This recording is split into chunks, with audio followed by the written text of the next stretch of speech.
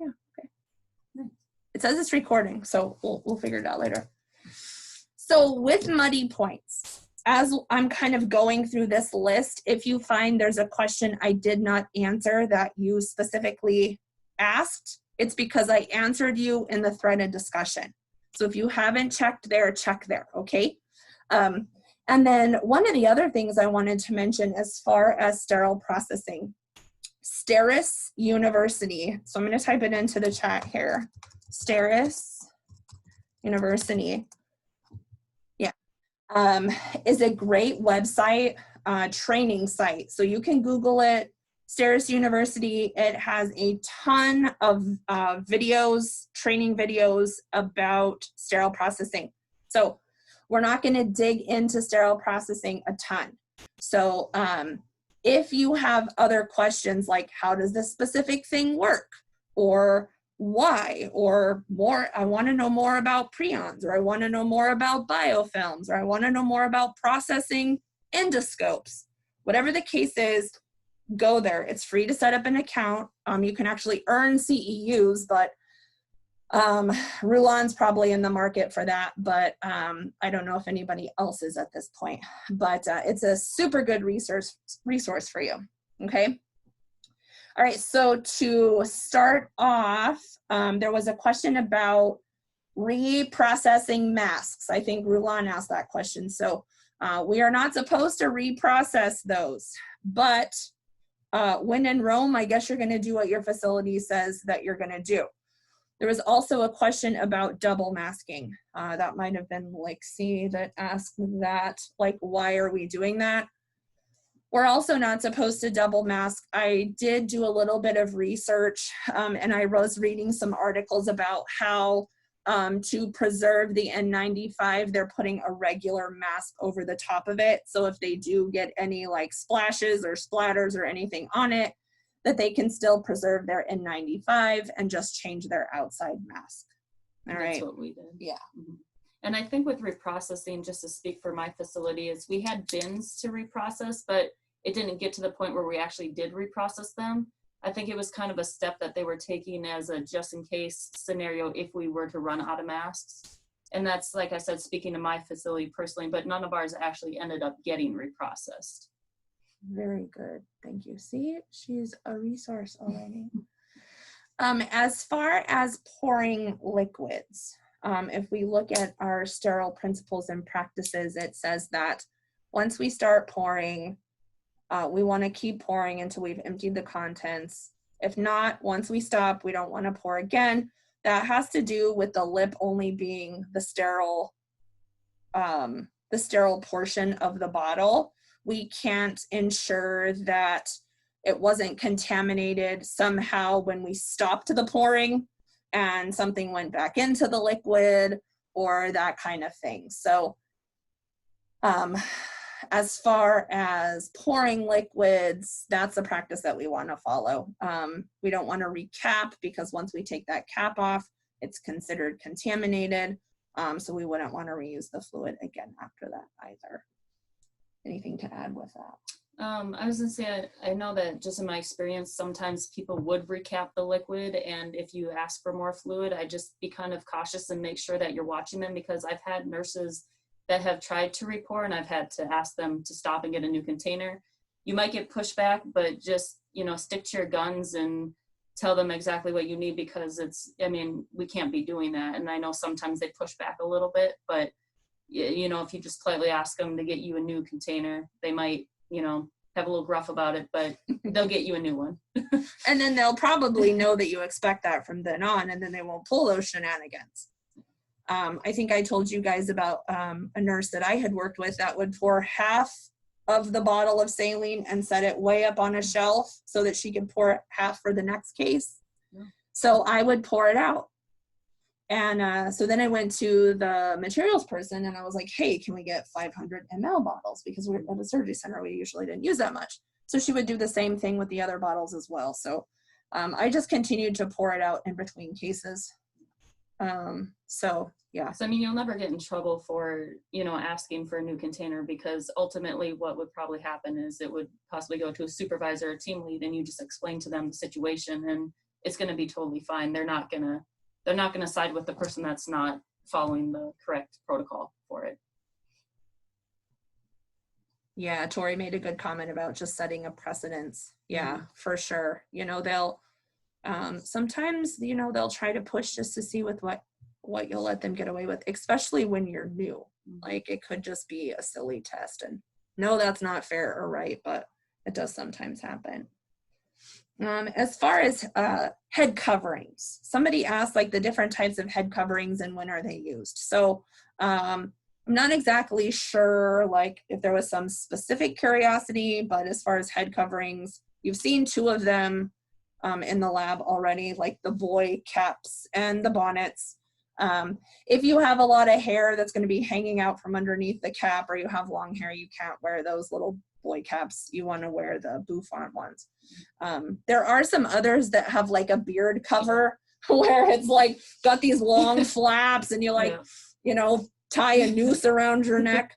So there are those kinds, but they're all worn for the same reasons. Like before you go into the OR department, you want to have your hair covered.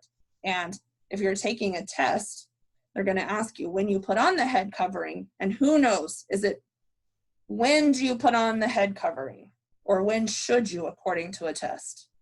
Anybody know?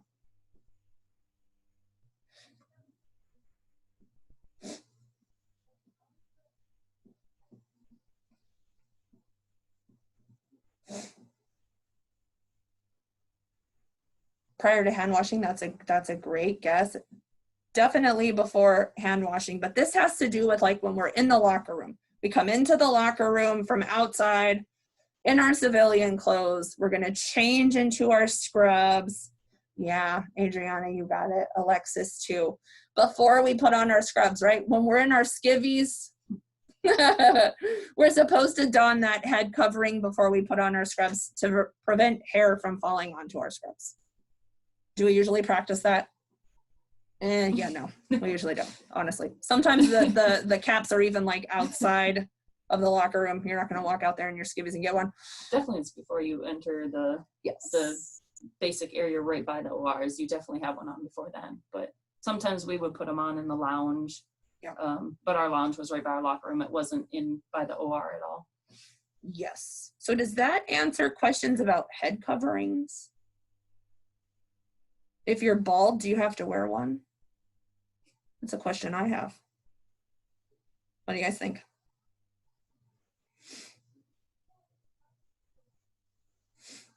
Yeah, it's a good idea, right? You don't want like, still got dead skin up there, right? We had this anesthesiologist who was completely bald and he would wear like the bouffant, and it was hilarious because he'd go walking down the hall and it's like, it looked like those little jellyfish you probably saw, Tori. It was hilarious. We would laugh at him. Okay, so lots of questions regarding the waterless scrub versus the traditional scrub. I think these questions kind of came before we did all of our lab stuff throughout the week. Are there any other questions that are still out there about the traditional versus the waterless? I saw a lot of those in the threaded discussion for the muddy points. Does it make sense now, or is it still kind of confusing?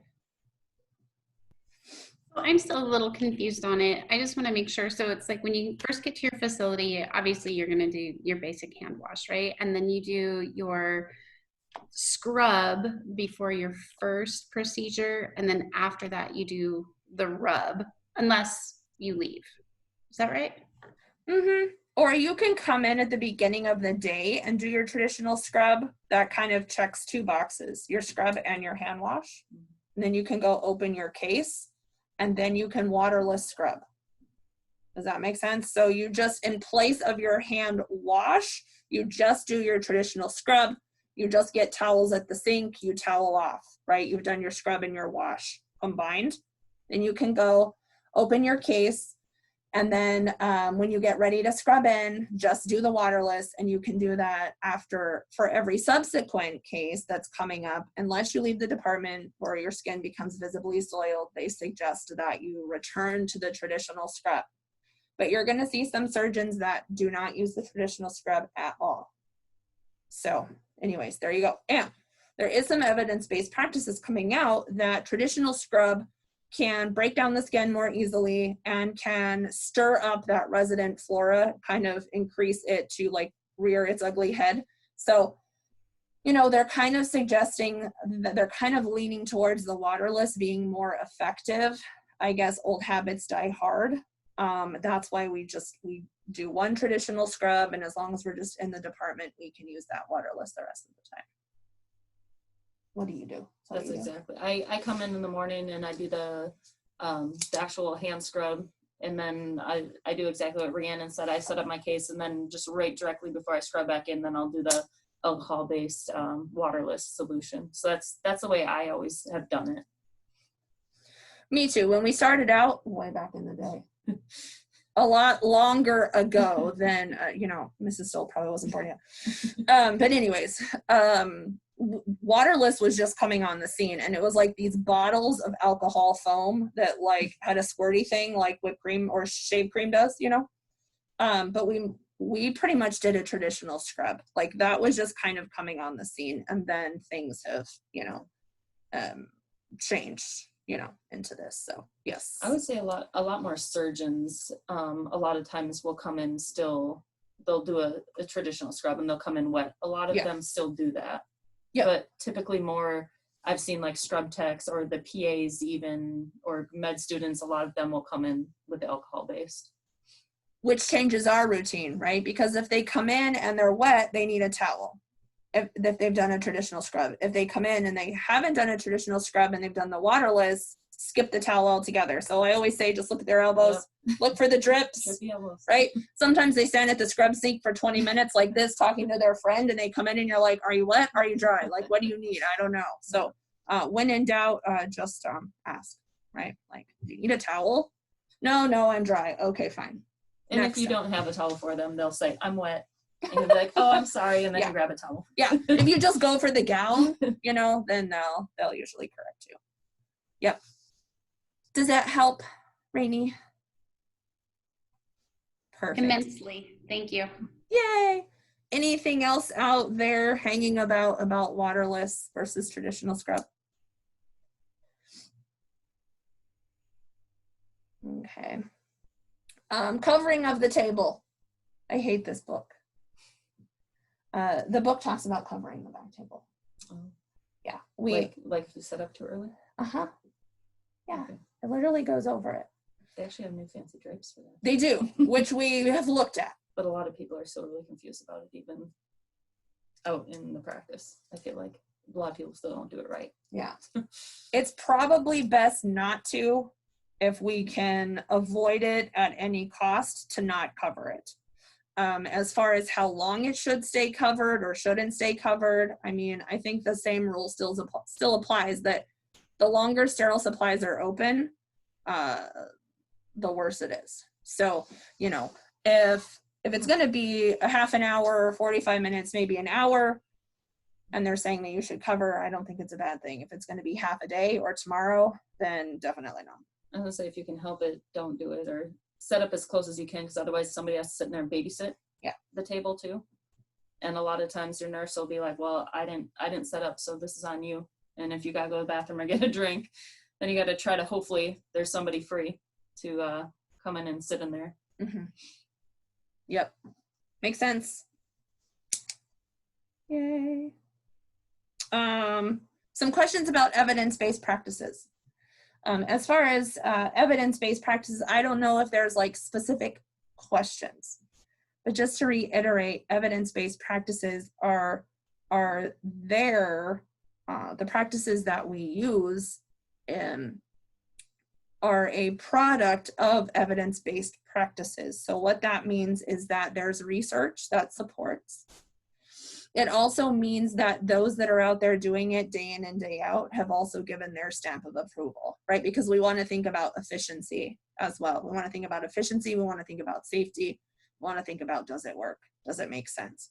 So practitioners, they're going to, you know, put their 2 cents into. So we look at research, we look at what the practitioners say, and then if it's applicable, what the patients are saying. Okay, so what the client base is saying as well. And then looking at those three pieces is how we come to have the practices that we have today.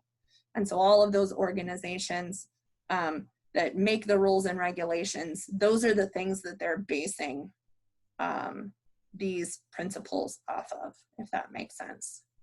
I'm not sure if that helps clarify. If anybody has a specific question, I'd be happy to try to answer that.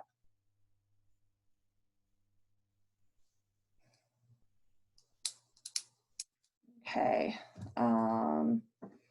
Hand washing. Any other questions out there about hand washing? There were some questions about its effectiveness, when to do it. Anytime you do patient care, anytime you take off a pair of exam gloves, anytime you take off OR gloves, wash. Before you open anything, wash. Like, just wash all the time. If you're not scrubbed in, wash. But is there questions about that?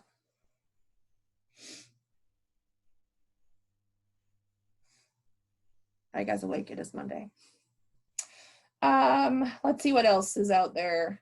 Tammy asked a good question. I don't know that I can answer it. Specific, like facility specific, but how do absences accumulate? So I think that's a really great question. That's really facility based. Sometimes they go by a point system, like every day that you miss or every day that you're late, you get a point. And when you get up to so many points, there's either a reprimand or, you get ousted. Some go by percentage, some go by number of times. So it just kind of depends on the facility.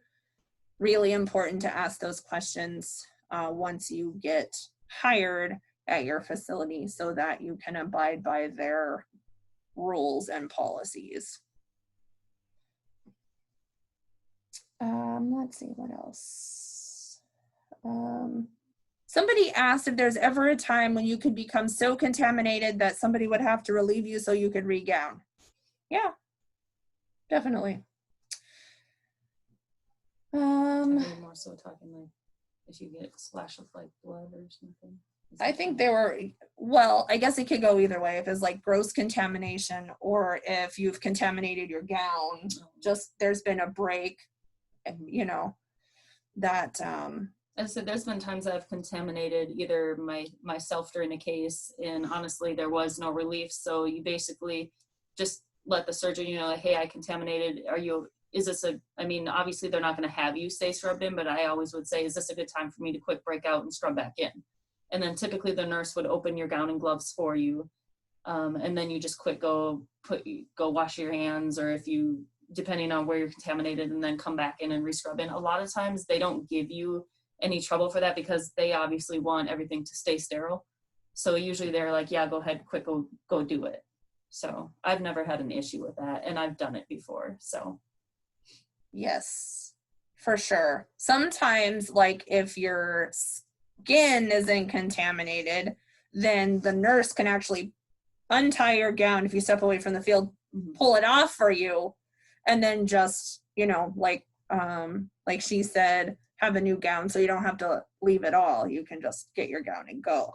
And it kind of depends. If you tear your sleeve or your sleeve gets contaminated, then there are those sleeves that we can use, which we do have some in the lab, so we can look at those. The sleeve of shame. The sleeve of shame. The sleeve of shame. I've been there. Yeah. Yep. We've all definitely been there. Let's see what else. Ian had some good questions about when in doubt. Like when in doubt, like how far do we go? Where do we draw the line? Well, I think one thing is just knowing your principles and practices, knowing your parameters, knowing your principles and practices. When you're opening your case, that's going to guide you.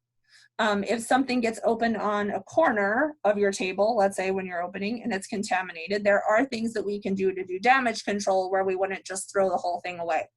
If there is a way for us to still be safe and it makes sense to damage control, right, and we can return things to a sterile situation, then we would do that. It's so situational. that we can probably just have an entire class on talking about that. So as things come up in the lab, we'll definitely talk about and address those things. How would we take care of it? Can we fix it? If it's, you know, something that's across your entire table or it's on top of a bunch of other things, chances are that means that, you know, you're probably going to have to get new stuff. If it's intraoperatively and your back table gets contaminated or something of that sort, you have to do damage control. You can't break down your entire field intraoperatively and tell the surgeon to put surgery on pause while you go and re-pull and regather and reopen and reset up everything. That just doesn't happen. So we're gonna have to figure out however we can isolate it, get new stuff, you know, whatever we need to do intraoperatively to still keep the surgery going in a safe way, if that makes sense. Does that help answer the question? Ian, what other specific thoughts did you have?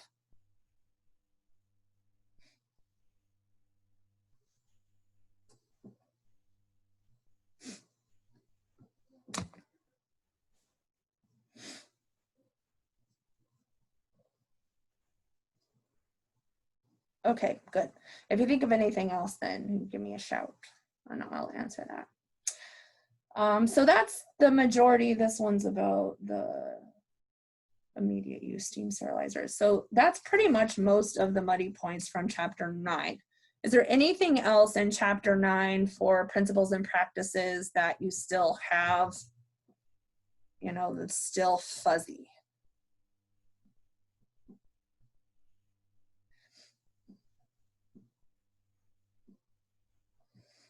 Okay, so we're going to, we'll talk about some muddy points for chapter 10 and then we'll take a break, okay? So chapter 10 got quite a few questions about the immediate use steam sterilizer. How does it fit in? So this is kind of that second part to Ian's question that he was asking. How does immediate use steam sterilizer fit in?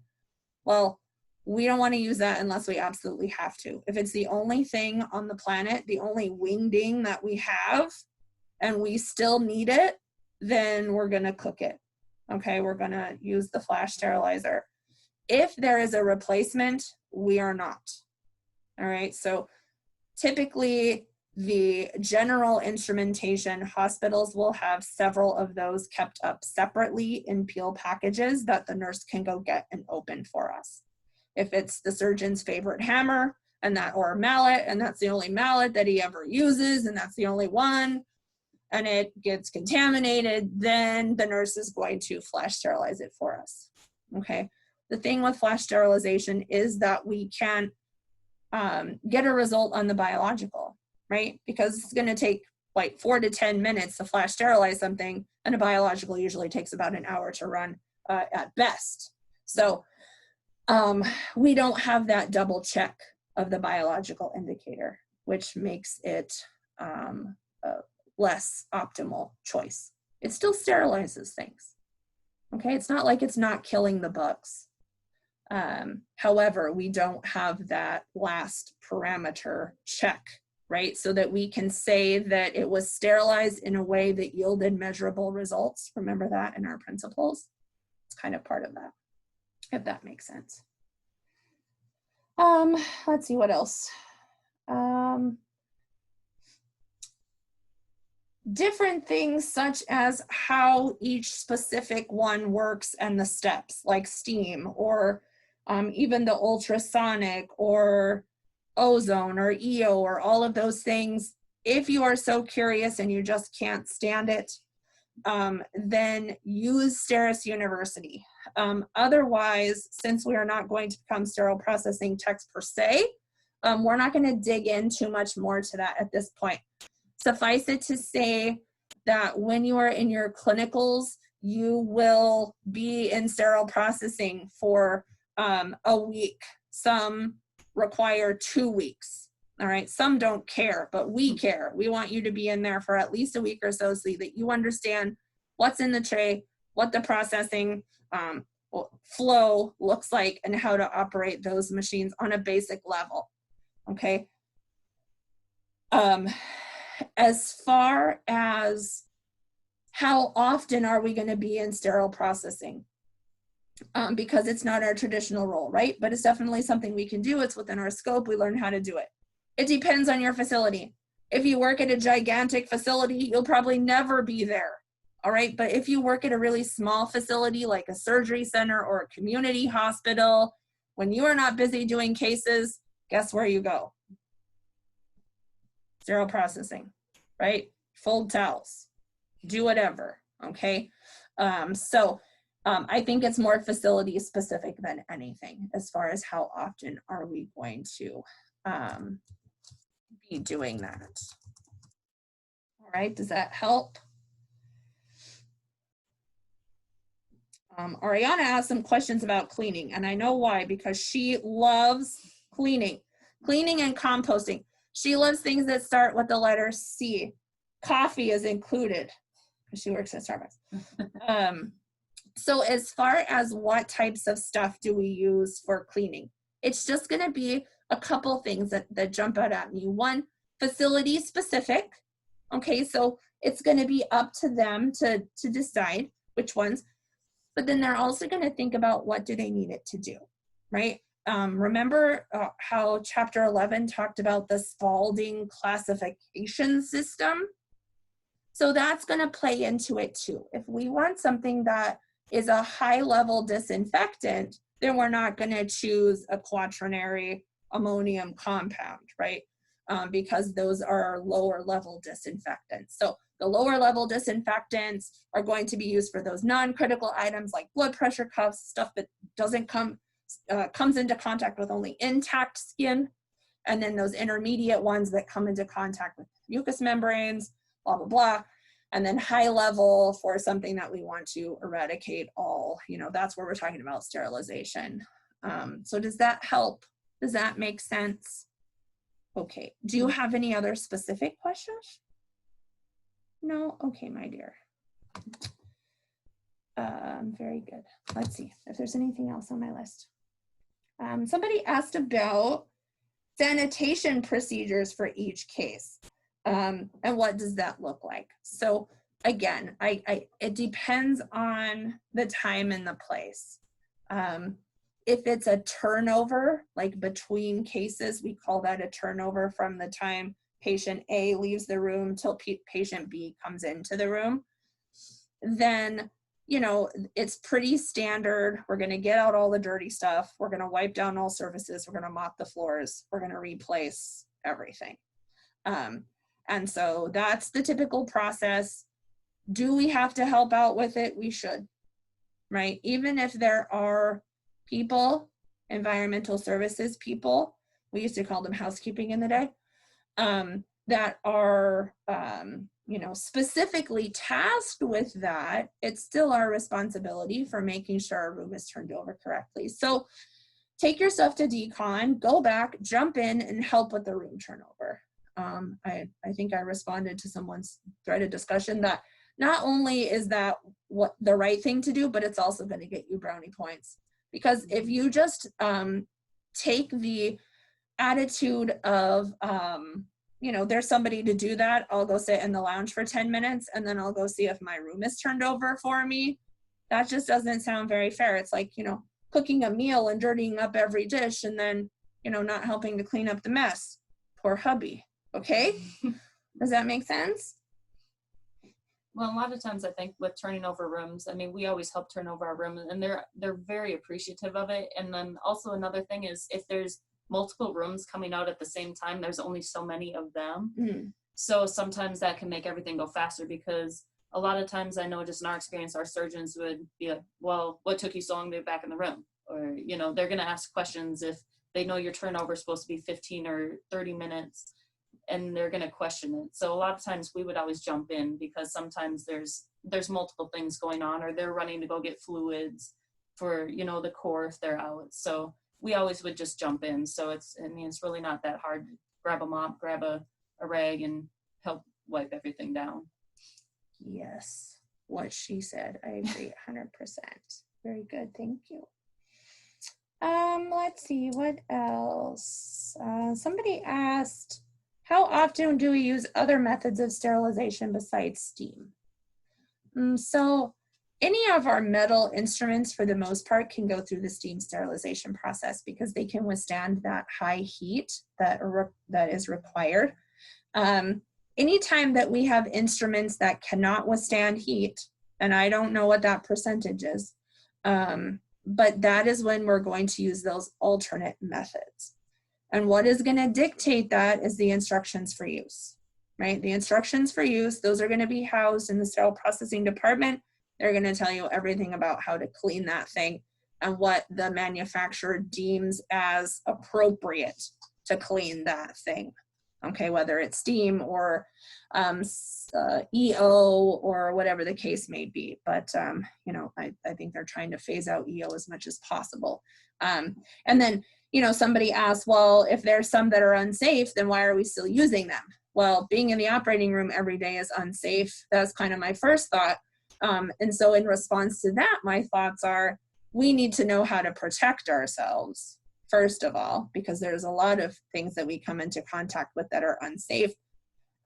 Some of the safer methods like ozone that, like, you know, doesn't have any type of scary thing as a byproduct. They're just really new.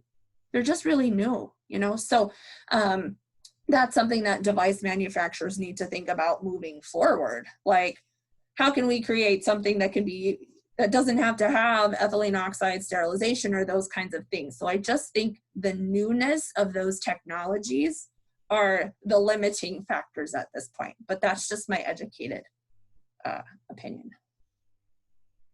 Okay. That's about it. What other questions you have about chapter 11? Oh no, 10. I think there's a lot of stuff packed in there, which I heard in your Zoom sessions and in your threaded discussions were like, that's a lot of stuff. I know it's a lot of stuff.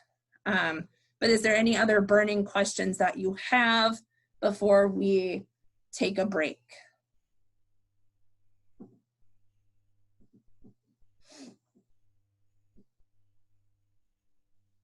Going once, going twice.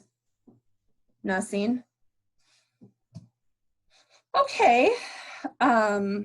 So let's see. I have 8:43. I'll give you a nice break. Why don't we come back like right around 9 o'clock or a couple minutes to 9, and we'll pick it up with talking about some new stuff. Okay. All right. I'll see you guys in a few.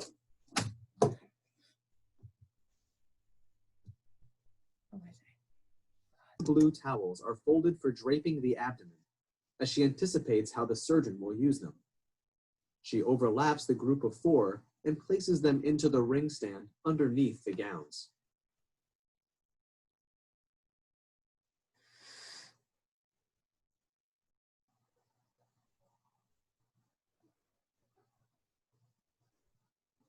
Additional blue towels are placed onto the back table to reinforce the drape.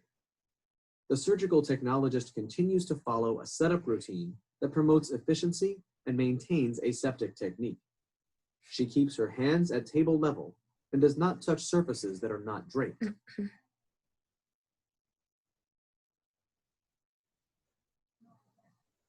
She prepares the electrocautery pencil tip in the holster for ease during the count.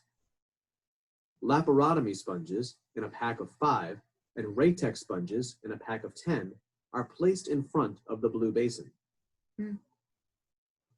The needle counter or mat is opened and placed with the adhesive side down. It is placed where it can be easily accessed during the case, as it will hold used suture needles and blades. The scratch pad is attached to the holster. The paper trash bag is attached to the front edge of the table.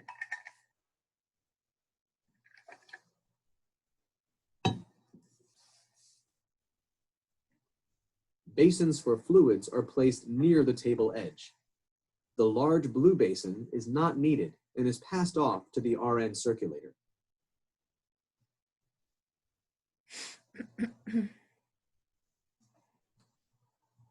The bulb syringe used for normal saline irrigation, the medication syringe, labels, marking pen, and hypos are placed into stations. The surgical technologist signals to the RN circulator that she needs assistance to verify the filters in the bottom of the tray. The basket is lifted up and out without touching the pan sides.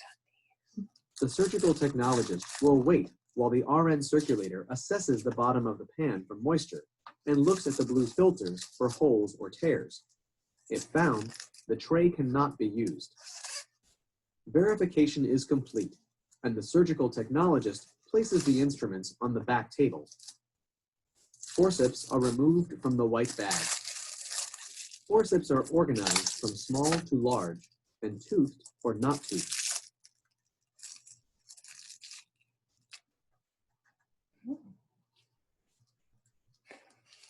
The pool suction is assembled and assessed for dried debris or bioburden.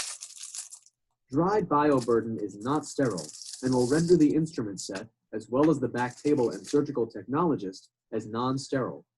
The entire setup would have to be redone. The scalpel handle is placed near the needle box for safety. It will be loaded with a blade afterwards. A towel is rolled up to support a row of instruments and placed in front of the instrument basket. The instruments on a stringer, Cryles, Cokers, Kellys, scissors, and the like, are placed on the towel. Instruments are sorted in order along the rolled towel to ensure a smooth count. There are variations among facilities for the table setup. Overall, the goal is to establish a safe, efficient setup that will support the role of the surgical technologist during surgery.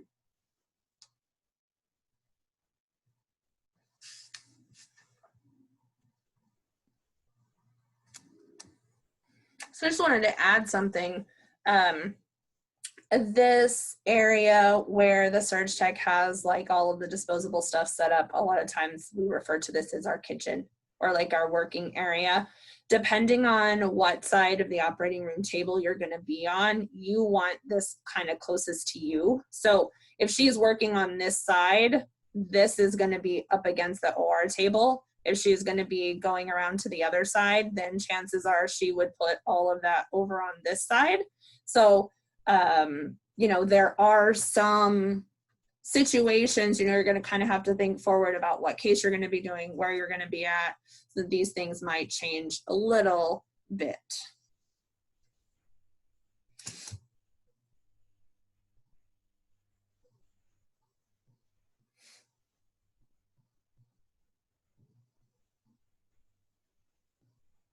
The retractors are separated in the basket, usually in pairs, and to prepare for the count.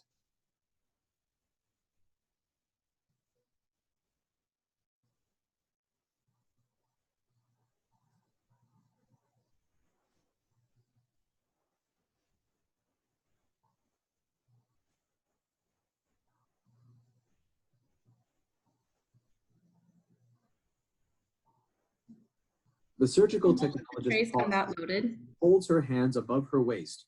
An alert. Say again? Will most of the trays come that loaded with instruments? That looks like it's a major tray or a minor tray, but yeah, they do have a tendency to have quite a few instruments in them. Sometimes, like for the major trays, there'll be two trays. There'll be like the stringed instruments and forceps, let's say, and then there'll be just like the retractor tray. So you might have two at that point. Thank you. You're welcome. Jacob is asking, when we practice this in the lab, will we be scrubbed in? Yes.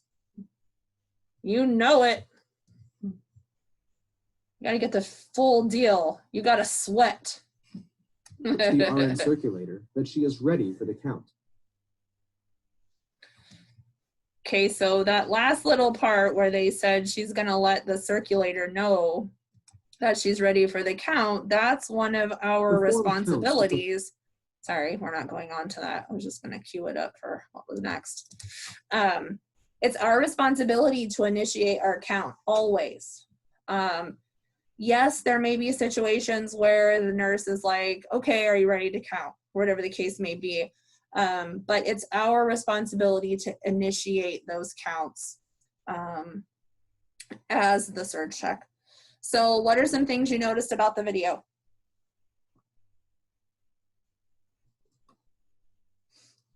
I see lots of people without their video on, and then I see tops of quite a few heads. Sarah, I don't see anything at all except for some black curtain thing. Lixie, I don't see you at all either. Where are my peeps? I want to see your beautiful faces. Was he leaning on the table too close? The surge check? Yeah. No, once you're scrubbed in, you can be up against your table. You're good.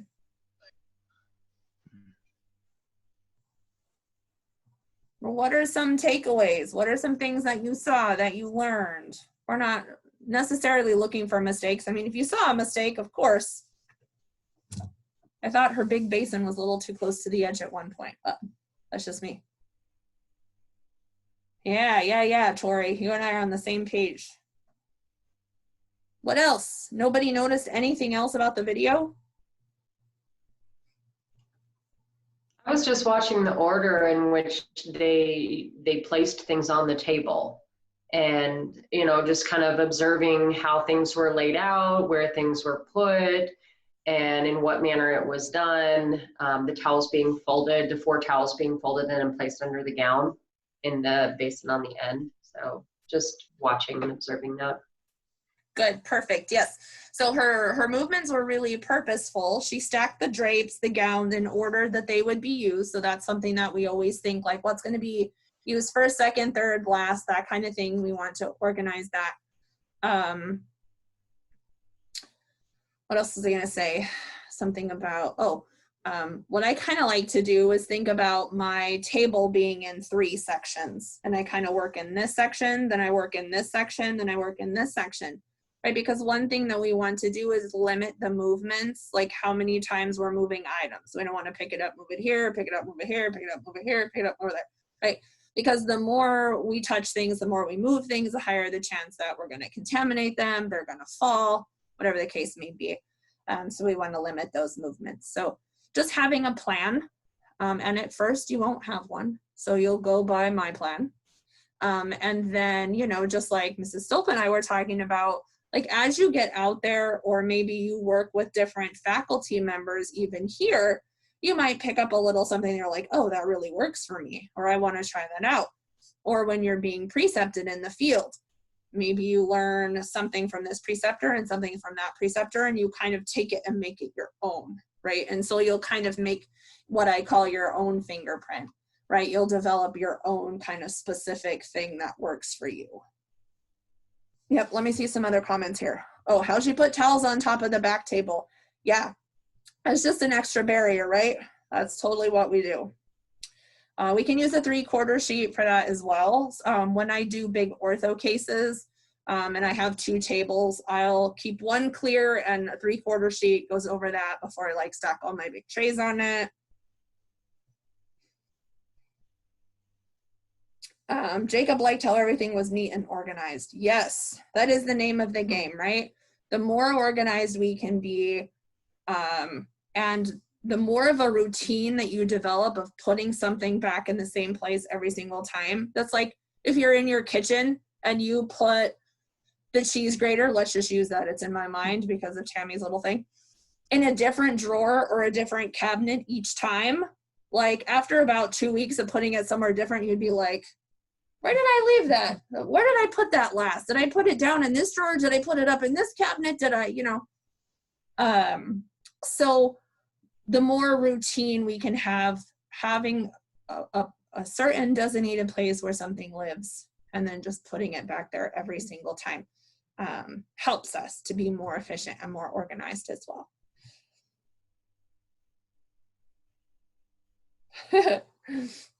Ian saying it looks simple, but yeah, when we do it, might not be so simple. You're absolutely right. Yes, ordering the supplies based off of how they were going to be needed during surgery. Absolutely. That's the name of the game for us a lot of times. Good, really good. Yep, it's gonna take a little bit of practice, but we'll definitely get there. We will get there. It didn't really showcase draping the mayo stand. You know, it was just kind of like you take it, you put it on. So we're definitely gonna practice that. I'll demo it in class, you know, and we'll walk you through it. But, you know, at the end of the day, there's a couple things that we always want to think of. One is just protecting our hands anytime we're moving along or moving towards something that's not sterile. And so the mayo stand is folded in a way that allows us to put our hands inside of it and protect them as we go along that unsterile surface of the mayo stand.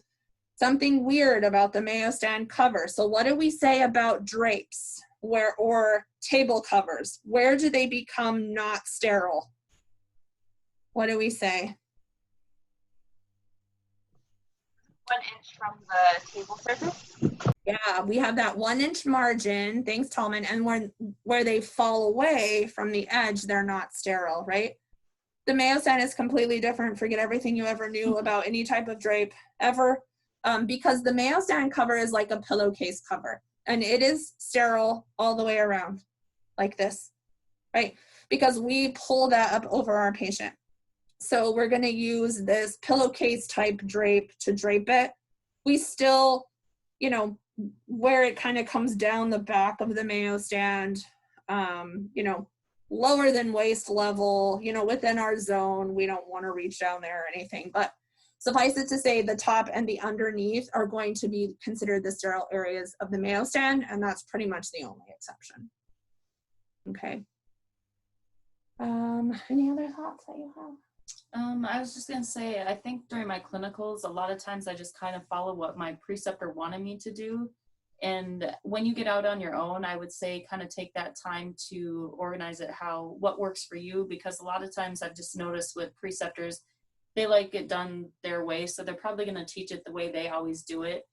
And even it might not always make sense. And you can question why they do different things that they do, but I would just kind of go along with what they do, just to kind of, because they might resist if you're asking to change some things. Some people are totally fine with it, but I would just say kind of work with what your preceptor has you do, and then you can make it your own once you actually are on the job. Yep, I agree. And I think in some ways she's being really nice, because some preceptors, like it's their way or the highway. Like that's how it's going to be. Like you'll be with one preceptor and they'll be like, this is the way you do it. And then you'll be with another preceptor and maybe they're giving you a little bit of the reins and you're doing it the way the last one told you to. And that one's like, no, you never do it that way. You only do it this way, right? So it really does take some flexibility and some patience on your part if you have more than one preceptor, which is highly likely in this day and age, to just nod and wave and do what they tell you to do. Unless it's something that of course is risky or unsafe or is not sterile or whatever, you know, then by all means, you know, we need to, you know, stand our ground and stand up and say, hey, you know, that's not safe. Like if they're demanding that you load your blade with your fingers or unload it with your fingers. Yeah. So anyways, yeah, preceptors are pretty much going to want you to do it the way that they want to have it done. And they're going to be a little territorial, right? Especially if it's a surgeon that they work with and they only work with this surgeon, and they're going to feel a sense of responsibility to that surgeon. It's going to be more difficult for them to step back and let you take care of them because they feel that sense of responsibility. They're not sure if you're going to take care of them in the way that they should be taken care of, right? So let me see what Jacob says. The trash bag. Oh yeah. Does that freak you out, the trash bag? Let's see. What if it's not open properly and you need to throw something away, but then again, if you grab the bag or adjust it, isn't that a contamination? So with the bag, once you place it up on the top of your I put mine in the back of my mayo stand, honestly. It drives me nuts on the table. Yes. Another reason I'm to the only love her. person that ever put it on my mail. Me too. Like, I never know anybody to like. I hang it right on the back because I'm right there, and it's just so It easy. makes sense. Yeah. But a lot of people do put it on their back table, and you just want to make sure that you're working inside of it. Like, once you put it there, like you want to put your trash inside of it, and then what did Sean say the other day? You don't want to climb into the trash bag, right? You just want to open it up and kind of, drop it in there. It's considered sterile on the inside, but you just don't want to touch the outside of it below your table. Does that make sense, Jacob? Does that help? Or does it just sound crazy? Okay, good. Good question. Other questions or observations from that video before we go to our next one, which is counting, I think, maybe. Okay, let us jump to counting. You guys know how to count? Take off your shoes just in case we need to count more than 10. Okay, here we go. Let the counting games Promote begin. patient safety. Counts require 2 team members and 1 must be in the scrub role. Names are recorded in the patient's operative record. Counts are performed at the start of the surgery, at closure of a hollow organ, at closure of a body cavity, at closure of the skin, with a change in personnel, or at any time when there is a suspicion of a retained item. Perform the count in an orderly manner. Begin with items on the field, then the mayo stand. Move to the back table, and last, verify items off the field. This scenario demonstrates an initial count. Counting can begin with sharps, blades, hypos, electrocautery tip, and scratch pad.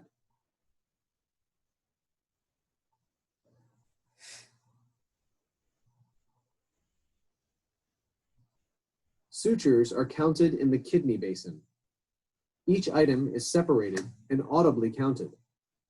Separate and individually count lap sponges. Say laps, 1, 2, 3, 4, 5.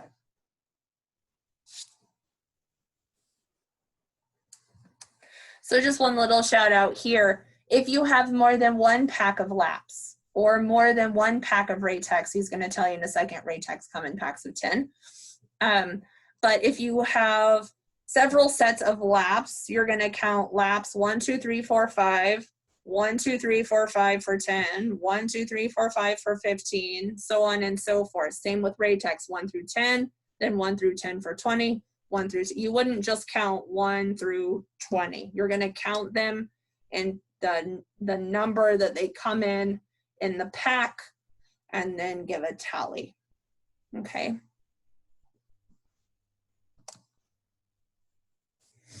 Position the pack of 10 Ratex sponges with the folded edge facing you. Separate and count out loud. Say, Ratex, 1, 2, 3, 4, 5, 6, 7, 8, 9, 10.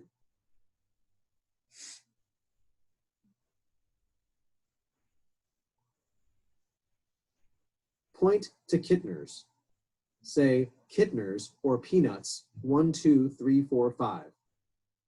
Then count instruments. Begin with knife handles. Separate and individually count out loud. Your partner is listening and watching. That looks weird. You can use an unarmed knife handle as a pointer and to separate instruments for clarity. I know. There you go. Retractors are counted individually and audibly.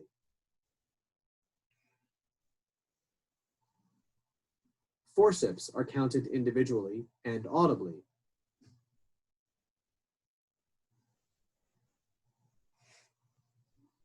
The abdominal pool suction is opened and counted as 2 pieces. Pool suction 1, 2.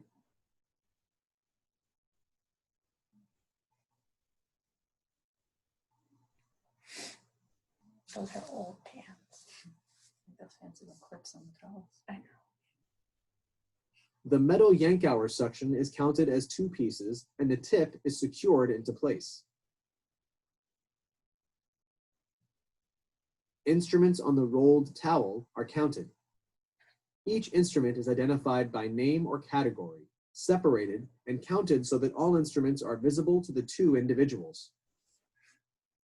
The patient and their loved ones depend on you for accuracy and accountability.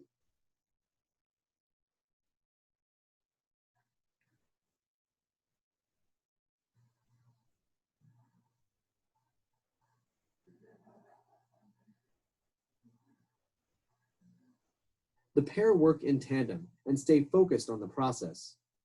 The process of counting will vary among facilities and geographical regions. The correctness of the counts is reported to the surgeon and is recorded in the patient's operative record.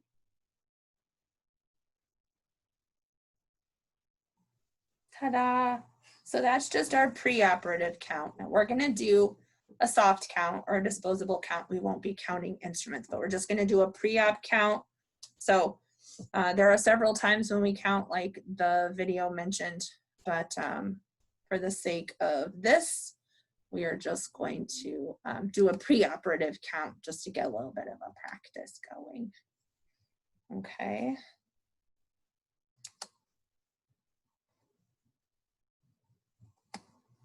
All right, let me see what questions you have. What items are they verifying off the field? So, Tammy, that's a great question. Intraoperatively, when our sponges get soiled, we'll throw those off into the little kick bucket, the little thing with wheels.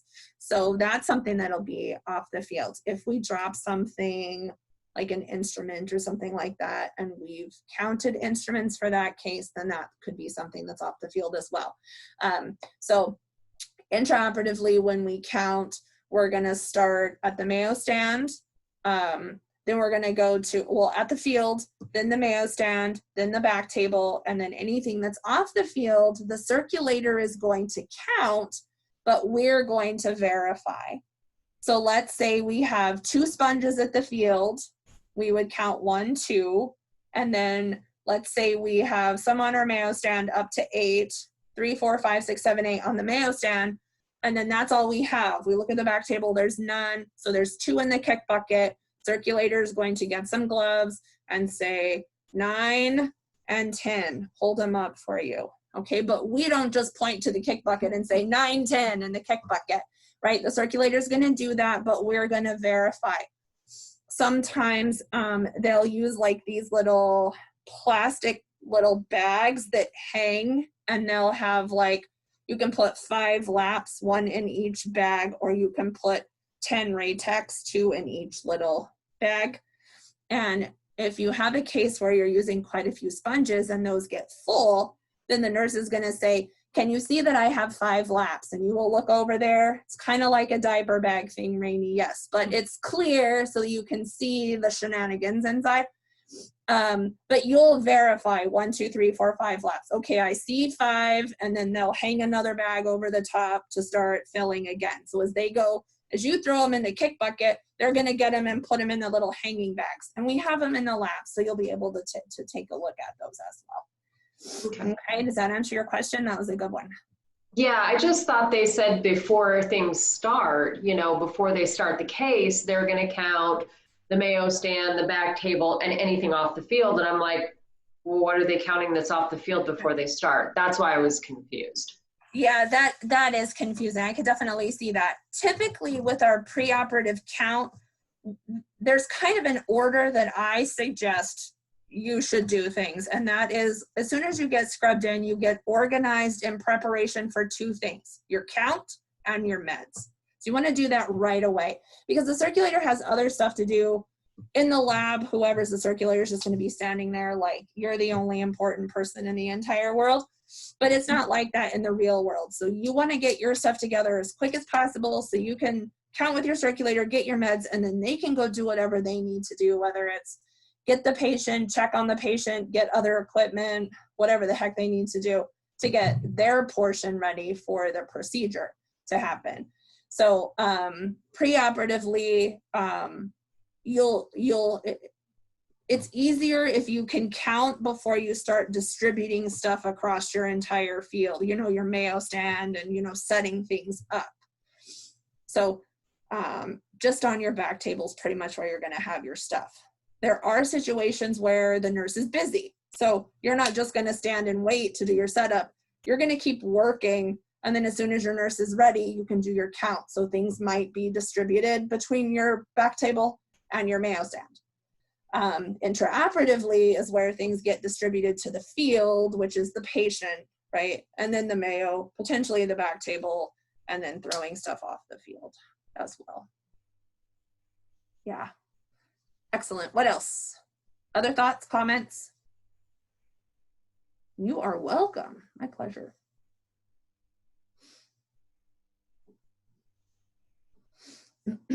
We'll learn more about the specifics of when do we count just disposable stuff like sponges and sharps as opposed to including instruments into that. All right, so we're just going baby steps here with that, but we will definitely learn more about counting. Yes, Ian, yes. You will do several counts during one surgery. So you will do your first count preoperatively, like you saw in the video. Intraoperatively, you're going to perform at least 2 counts, typically 2 counts. So I typically initiate my first one, which I call the closing count, when you pass the first closing stitch. So when you pass the stitch to the surgeon where he or she is going to start closing the wound, the first layer of whatever you've cut through, then you do your closing count. Then there will also be a final count, and the final count is at skin. Like when they're closing skin, you're going to initiate one more count. The only time that that differs is one situation I can think of specifically is during a C-section. C-section, we typically have 4 counts because we count preoperatively, at the close of the uterus, at the close of the wound, and at the skin. So it's kind of a little bit different scenario. But yes, lots of counting involved. And then, like, I know at Banner facilities, sometimes they'll want you to count your sharps out loud just before you throw them into the sharps box. If they've done a vaginal procedure, they'll want you to count sponges one more time after the legs are down. So, you know, when in Rome, do what the Romans do, for sure. Good questions. Anything else?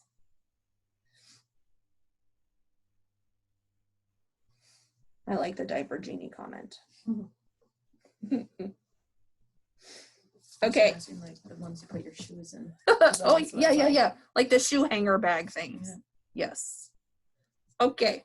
Next is going to be handling solutions. So for our purposes during this class, where somebody is going to pour saline on and somebody is going to receive it, verify it, label it. We're not going to do anything else but that for now. Okay. And they'll talk about verbalizing it and all of that fun stuff, but we're just taking baby steps. Okay, here we go. Handling drugs. Okay, hold on one second. Let me get my chat. Okay, here we go. The pair will recite and repeat out loud the name, strength, dosage, and expiration date of all medications and solutions. This bottle of 0.9% sodium chloride, or normal saline, is also labeled with the date the fluid was placed into the warm. So some labels come pre-printed, and they may say 0.9% sodium chloride, they may say saline, but you're still gonna need to write the expiration date on there. Or they might just come blank, like I just got these nice fancy blank ones. I don't know if you guys can see them, but they might be blank or they might be pre-printed. There might be a combo. And the date it expires. The pitcher is labeled and the warm irrigation solution is poured. There are variations in this process, and one version is shown here. The RN opens a new bottle for each patient and each pour. The empty bottle is kept on a shelf until the case is over. The pair will read, recite, repeat. Lidocaine hydrochloride, 1% solution in a 20 milliliter vial with an expiration date of October 1st in a year in the future. The surgical technologist places a label onto a medicine cup. The medication vial is spiked with a sterile transfer device. and is poured into the labeled medication cup held by the surgical tech. A labeled syringe will be filled with the medication, and a sterile hypo or needle will be placed on the syringe for the surgeon to use during infusion of a local anesthetic.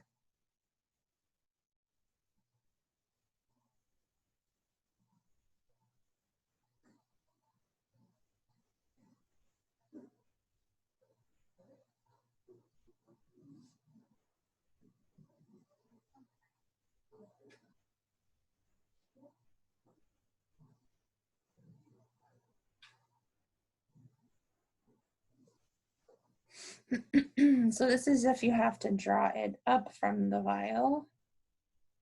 Typically we'll use a bigger needle, like an 18 gauge needle. You want to keep your hand kind of far back away from that. This seems a little too close. You want to be able to see your numbers too. You want to turn those numbers to you, and then avoid putting your label over the numbers. All right, so that way you can read your numbers, because you're going to have to report how much medication was used at the end of surgery. Okay. All right. Should I sneak under here and get this one? Yeah, I did it. Yay. Okay. Questions, A rolled comments? towel is made for the Mayo stand. Stand by, stand by. Instruments are selected based on the sequence of the procedure and the Be quiet. Okay. Questions or comments about handling medications?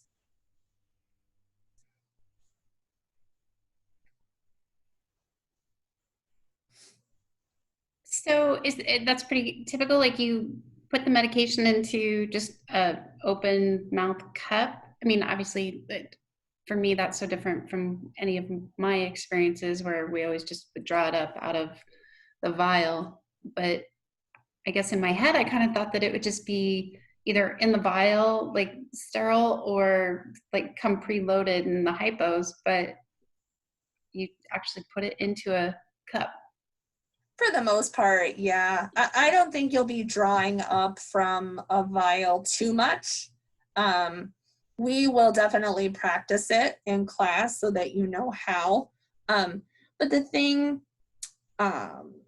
with like local anesthetic, the surgeon typically likes to inject some at the beginning. They might inject some intraoperatively, I don't know. But for the most part, at the beginning and at the end, they want to inject. So you may refill your syringe 2 or 3 or 5 times. So yeah. The only thing that really comes sterile, I think, would be like the thrombin.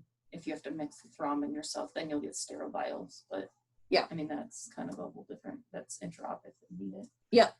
There are some medications that we use that have like little kits, and the kit will be opened onto your field and it has like various things, you know, it's like weird science on your back table.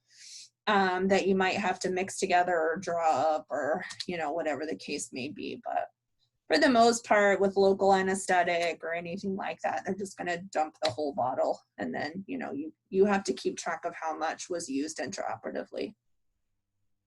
Yep. And so that kind of brings me to another thought about safety needles, right? So those of you that have worked in the field as like an MA or something like that, where you're working with needles, a lot of, for the most part, you use the safety ones, right? So when you get done with the hypo, you flip up the little safety thing. We don't use safety needles in the operating room for the most part, especially on our field, because we reuse them. Like the surgeon's going to inject some now and maybe inject some later. So the safety needle isn't as popular. If we have them, we don't cover them until the end of the case, sort of thing. Let me see what Jacob said. When did he pull back the syringe before he pressed into the bottle, then pushed in and pulled back? So I think in the video it was already pulled back when it showed it going into the vial. Yeah, so with the new vials, I just say that because the ones in the lab are not new. They've been poked like 500 times. And if you inject 10 mLs of air into there, water will start squirting out somewhere else. But typically you'll want to drop a couple mLs of air into your syringe, because that vial is kind of like vacuum sealed.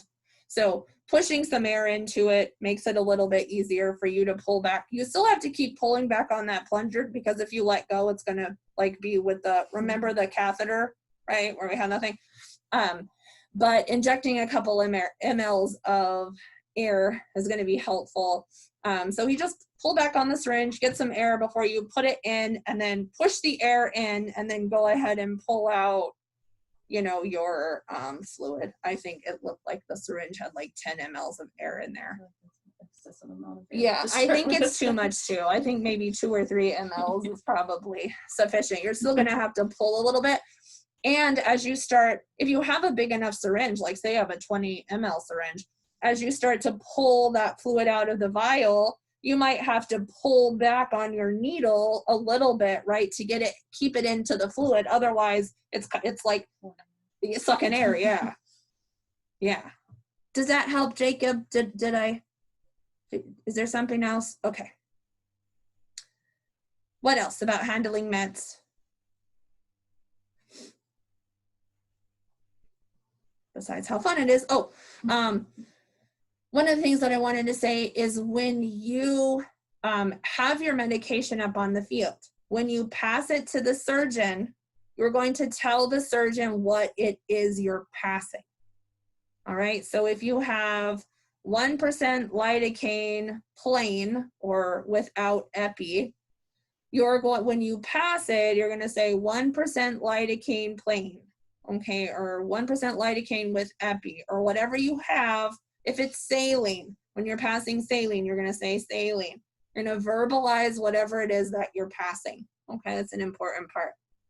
I was going to say too, sometimes the surgeon will ask how much they've already used. Mm. So it's a good idea to keep track of it as you go. I know some people don't figure out how much they've used till the end of the case to tell the nurse, but I would just, you know, good rule to get into is just kind of keep track of it as you go, because sometimes they will want to know how much they've already injected. Yes. Sometimes they'll want to know, like, how much can I inject? Mm-hmm. And they'll have that conversation with the anesthesiologist, and you'll want to perk up your ears, right? Because if the anesthesia care provider says, well, you can inject 60 mLs, then if the surgeon's at 50 and he's asking for another refill of 10 mLs, when you pass it, you want to say, you know, you've injected 50, this will be a total of 60, or whatever the case may be. Help your surgeon out there too. And you can just jot it down on your back table. You know, like you'll have a marking pen. You can just write on your back table, or an empty glove wrapper, or if you have like the little card from the gown, like whatever, you know, you can just document it and keep track of it that way. Good point. Anything else? Okay, are you guys ready for the next one? The next one is organizing the mayo stand. It's going to be awesome. Select mayo stand instruments. Okay, here we go. Couple Surgeon's minutes preference. on this one. Thoughtful planning permits the surgical technologist to use a minimal amount of time and motion to prepare the mayo stand. Instrument surfaces are open during the sterilization process, but are squeezed closed when placed on the mayo. The surgical technologist will pass closed instruments to the surgeon during the procedure. Routinely, pairs of instruments are selected for placement onto the mayo stand.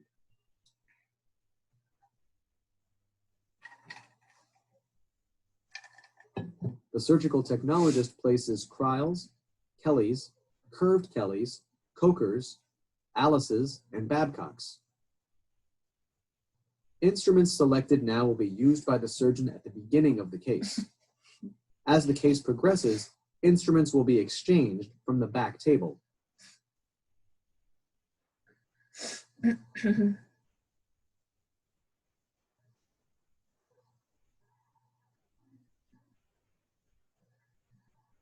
We'll learn how to do sponge sticks later.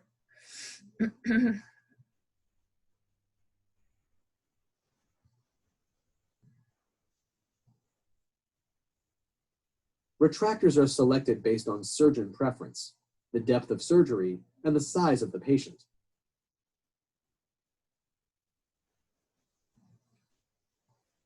The blade pack is opened and the blade is placed onto the magnetic needle counter. A needle holder is used to assist with loading the knife handle.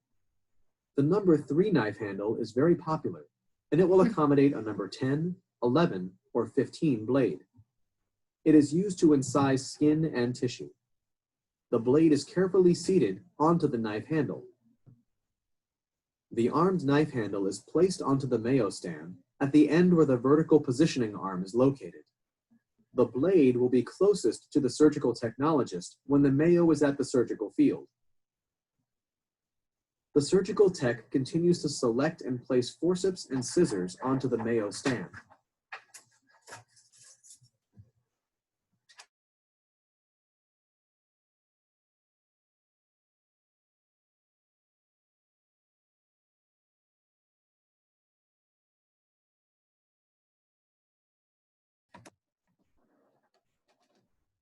Okay, so we won't be loading the blades. This class will be learning how to load blades and sutures. Next class, but what are some takeaways about loading the mayo stand?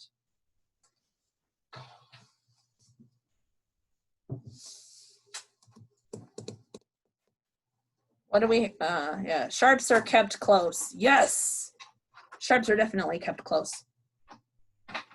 Just in case you need to stab someone. No, I'm just kidding. Did I say that out loud? Okay. What about your ringed instruments? What do you want to do with them before you put them on the mayo stand? They're all closed.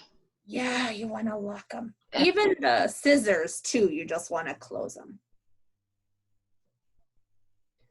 They're all closed. And it was interesting to watch, you know, them pick out 2 of each one, make sure they were closed, and then have all of them on there. They weren't going back and forth, you know. So it was just very deliberate and organized and minimizing. Yes, I think I do have a tendency to like overload my mayo stand just because I've worked in a small community hospital and surgery centers where a lot of times it's just you and the surgeon. And if you don't have the majority of what you need up on your mayo stand before the case starts, you're really not going to have time to get it because you're going to be holding retractors or whatever the case may be. So yeah, I have a tendency to really think about how I can limit the number of times I go to my back table. I also worked with a surgeon that would have a fit if you went to your back table too many times. So I guess he kind of trained me over the 10 years that I was with him of just limiting the amount of times you go there. It should, you know, your mayo stand is for your immediate use items. Your back table is like the holding area for things that you're probably not going to use or less likely to use, if that makes sense. What are your thoughts? Yeah, that was kind of my question was like, as the video just said, you know, put that there and then you rotate what you need. But that was my question is if you're already like, you know, elbow deep, holding retractors and doing whatnot, how do you make that rotation? But I guess you don't. Are you, Rainey, are you meaning when they mentioned the exchange? Yeah. Like when I they think said so. if you're exchanging your instruments? Yeah.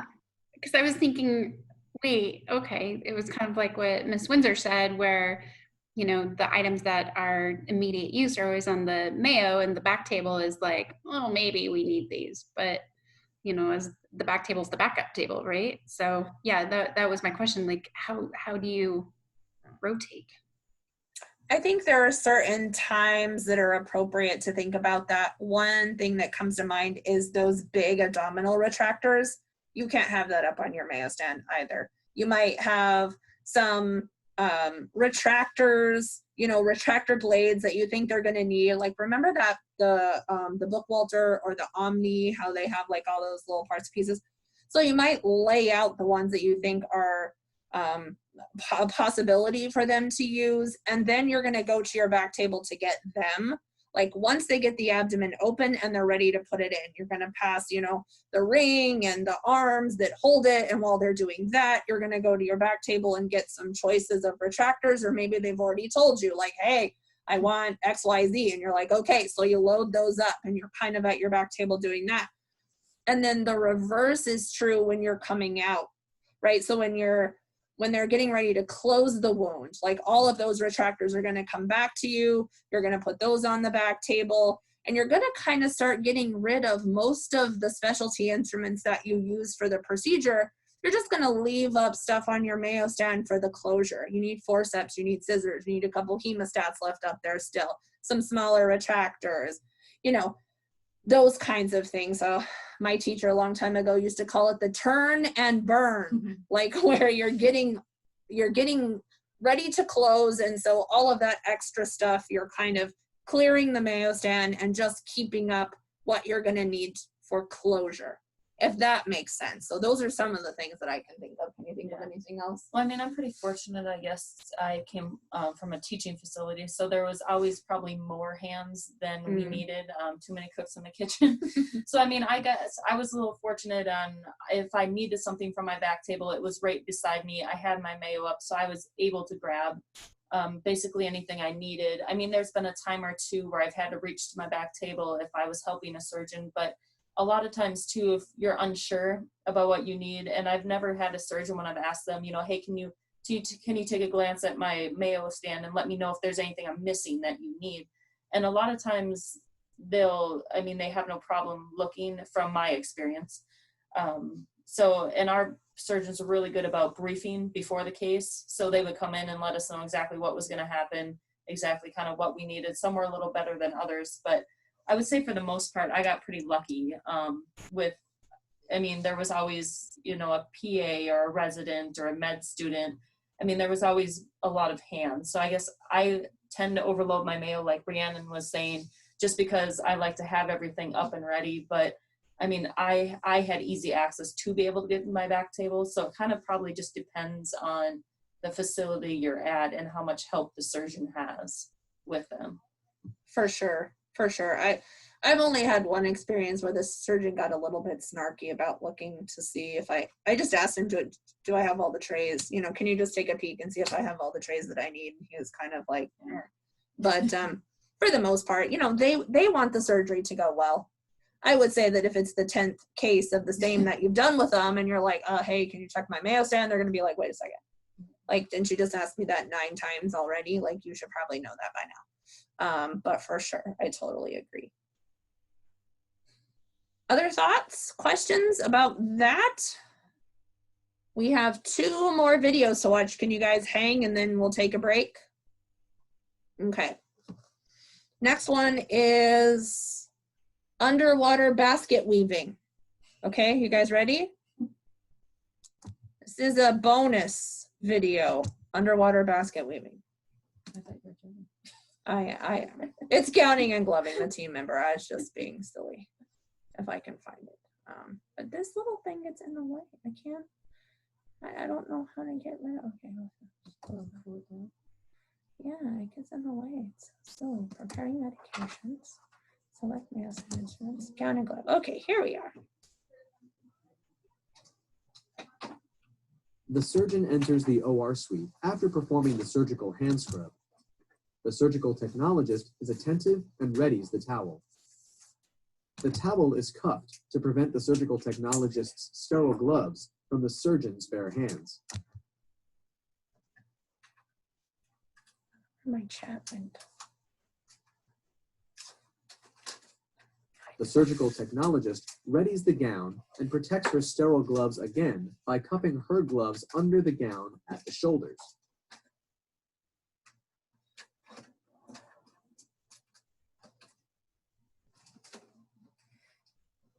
The larger pair of gloves is prepared first. The right glove is oriented with the palm facing the surgeon. The surgical technologist's sterile gloves are protected under the edges of the wide opening. This skill will take practice. The surgeon uses his gloved right hand to assist when gloving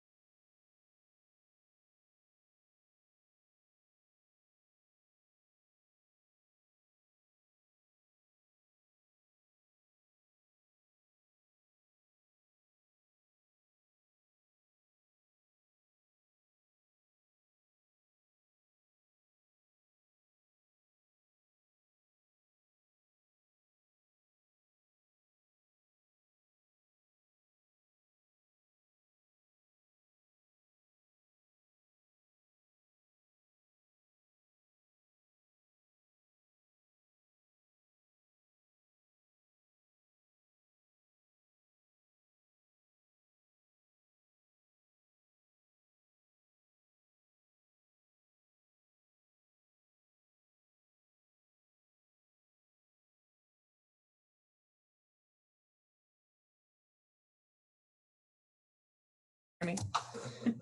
Questions are, I was on mute. I'm like talking. I'm like, yeah, no one can hear what I'm saying. Questions or comments about gowning and gloving a team member? I think there was a question in the threaded discussion about how do we do this without contaminating ourselves, which is a fantastic question. So one of the things we want to do is make sure that we cover our paws, right, as we're kind of assisting the surgeon with getting that gown on, and then protect our fingers. Just remember how we practiced open gloving each other a little bit. So it's the same thing. We want to protect our fingers, our gloved sterile fingers underneath that cuff, at least for that first hand. We always want to make sure we keep our thumbs way out, so that, because the surgeon's going to be putting their hand in there and it's not sterile, right? So you just want to keep your fingers protected and your thumbs way out so that the surgeon doesn't contaminate them. So we know how to protect ourselves from the surgeon. Questions, comments? There are other ways of protecting ourselves, but this is just one.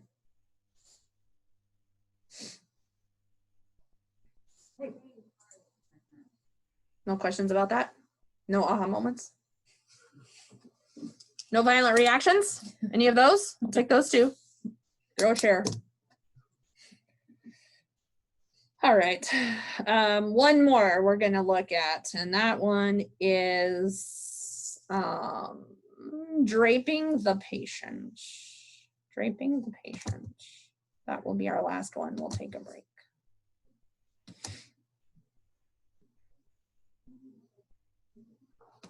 Microbial contamination.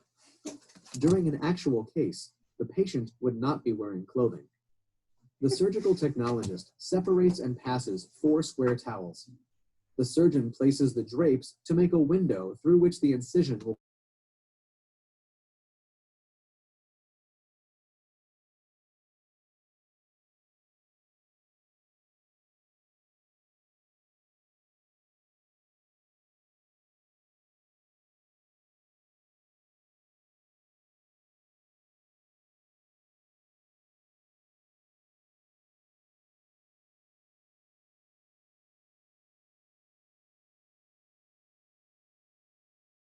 legs and feet. Notice how they maintain aseptic technique and keep their hands at or above waist level. Did you guys hear that or no? Tammy was asking about video. No, you didn't hear it? I think when you mute, it mutes it for us. Oh, poop. Yeah, we heard like half of it. Okay. Yeah. Drapes Let's go provide again. a physical barrier to protect Take patients 2. and healthcare workers from microbial You were right, contamination. Mrs. Brombeck. During an actual case, the patient would not be wearing clothing. The surgical technologist separates and passes 4 square towels. The surgeon places the drapes to make a window through which the incision will be made. Towel clamps or staples secure the corners. The fenestrated abdominal drape is prepared, passed, and oriented over the patient. The center of the drape is over the operative site. The printed guides on the drape assist with placement. The pair place the drape and pass off the superior edge to the anesthesia care provider. They protect Kind their of a little bit sterile gloves sloppy. by cupping under the drape and allowing the inferior edges to unfold over the patient's legs and feet. Notice how they maintain aseptic technique and keep their hands at or above waist level. Ta-da. Okay. Now that we heard it, that was probably a helpful thing. Okay. Rainey made the comment about just requiring repetition. Yeah, for sure. Typically the surgeon will place the towels. We can definitely do it too. But if they're there, we're gonna default to them, or if they have a PA or an assistant or whatever, helping them out, we're gonna defer to them.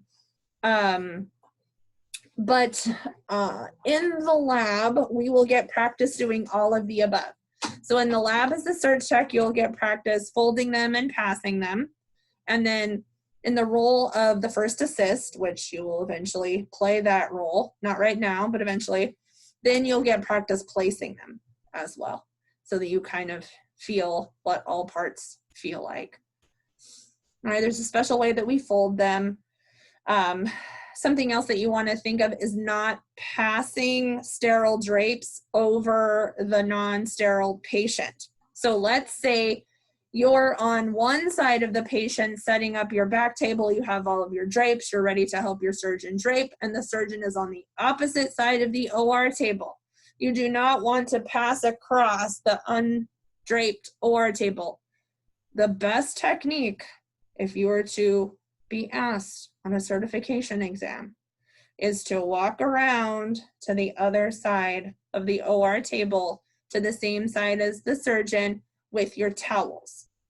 They're going to create that initial sterile barrier around the incision site. Then you're legal to place the lap sheet with you on one side and the surgeon on the other side. But for that initial squaring off, you want to be on the same side as your surgeon. Okay? Yeah, I know all of our surgeons were sticklers about that. Yeah.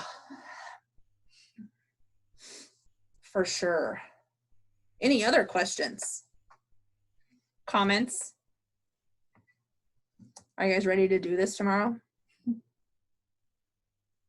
In addition to draping the patient, what we will do is we will move our Mayo stand and back table up to the field. We will pass a few instruments.